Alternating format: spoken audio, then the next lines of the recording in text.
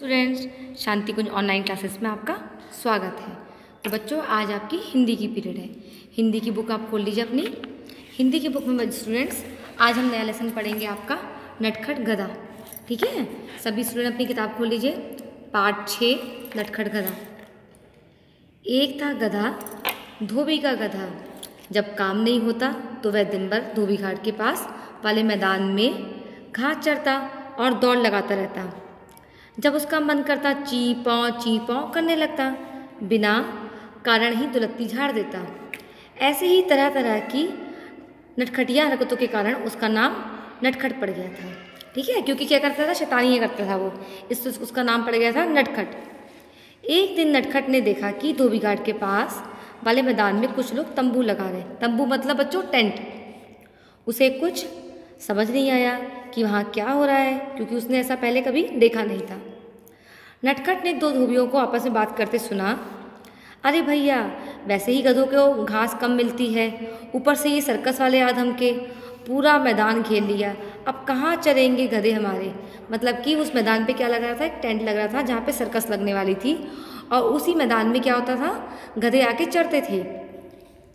नटखट ने सर्कस का नाम पहली बार सुना था। उसने अपनी बिरादरी के सब लोगों से पूछा, सर्कस क्या होता है? किसी को नहीं मालूम था, है ना। यानी कि नटखट ने गधा था और अपने सारे गधे दोस्तों से पूछा कि तुम लोग सर्कस जानते हो क्या होता है? लेकिन उनमें से किसी भी दोस्त को सर्कस के बारे में नहीं मालूम था। अंत में वह अपनी बिरादरी में सबसे बुद्धिमान समझे जाने वाले बूढ़े गधे के पास पहुंचा। उसने भी अपनी लड़खड़ाती आवाज़ में कहा, पता नहीं बेटा, आज के ज़माने में रोज़ नई नई निकलती हैं, कहाँ तक जानकारी रखें, रोज़ नई नई चीज़ें निकलती हैं। नटखट लगा चीपौ करने। गधे देश दुनिया की कोई खबर नहीं रखते, बस अपने में खोए रहते हैं। इतना भी नहीं मालूम कि सर्कस क्या होता है, पर मैं ज़रूर पता लगा लूँगा। यानी कि वो आपस में बातें करने का खुद से बड़बड़ाने लगा कि हम लोग गधे हैं, हम लोग को दुनियादारी की चिंता नहीं होती, हम लोग अपनी मस्ती में लगे रहते हैं, लेकिन सर्कस क्या होता है पता करके रहूँगा, मैं कहीं से पता लगाऊँगा। अगले दिन नटखट जा पहुँचा सर्कस के पिछवाई का मतलब पीछे। सामने के गेट पर तो चौकीदार था। नटखट ने इधर उधर देखा और फिर धीरे से तंबू के कोने से अपना सिर घुसा दिया, क्योंकि टेंट होता है, टेंट के नीचे सब घुस जाते हैं ना। आपने देखा होगा शादी में टेंट लगता है ना बच्चों, आप लोग अंदर नीचे से घुस जाते हैं, उसी तरह से गधा भी उसके अंदर अपना सर घुसेड़ दिया। अंदर का दृश्य देखकर उसे बड़ा मज़ा आया। स्टेज पर अजीब सी पोशाक पहने लोग घूम रहे थे। एक कोने में बैंड पार्टी बैठी हुई थी। स्टेज पर हाथी, भालू, कुत्ते, शेर और तोते भी थे। वे तरह तरह के करतब दिखा रहे थे। नटखट के हाथ पैर भी कुछ कर दिखाने के लिए फड़फड़ाने लगे।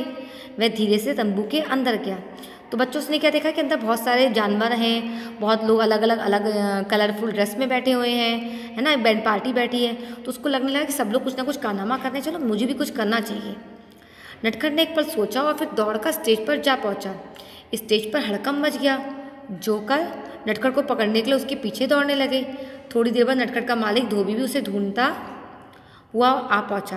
वह भी उसे पकड़ने के लिए स्टेज पर चढ़ गया। अब नटखट आगे और बाकी सब उसके पीछे। 1 चक्कर, 2 चक्कर, 3 चक्कर, आखिरकार जोकर थक कर बैठ गए, पर धोबी दौड़ता था। यानी कि गधा क्या कर रहा था, बहुत तेज दौड़ रहा था और जोकर उसे पकड़ ही नहीं पाया। तो जो जोकर थक कर बैठ गया तो उसके बाद भी धोबी उसके पीछे पीछे दौड़ता रहा। जैसे ही धोबी नटखट के करीब पहुंचता, वह जोर की दुलत्ती झाड़ देता और हर दुलत्ती पर दर्शकों में हंसी का फव्वारा छूट पड़ता।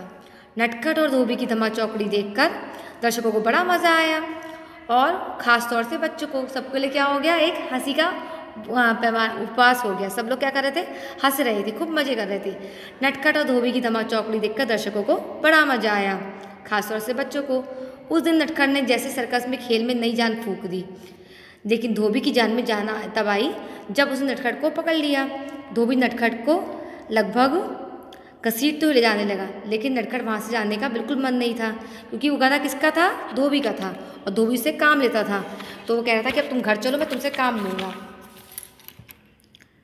तभी सर्कस का मैनेजर स्टेज पर आ पहुँचा।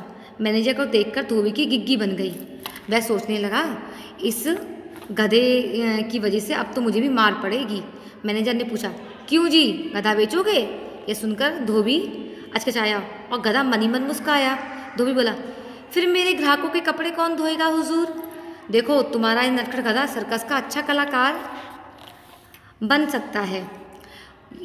मैनेजर बोला, ये लो 10,000 रुपये, तुम एक की जगह 2 गधे खरीद लेना। अब इतने रुपए देखकर धोबी क्या हुआ, फूला नहीं समाया। उसने खुशी खुशी अपना गधा बेच दिया। अब नटखट सर्कस के हर शो में अपना कर्तव्य दिखाता है।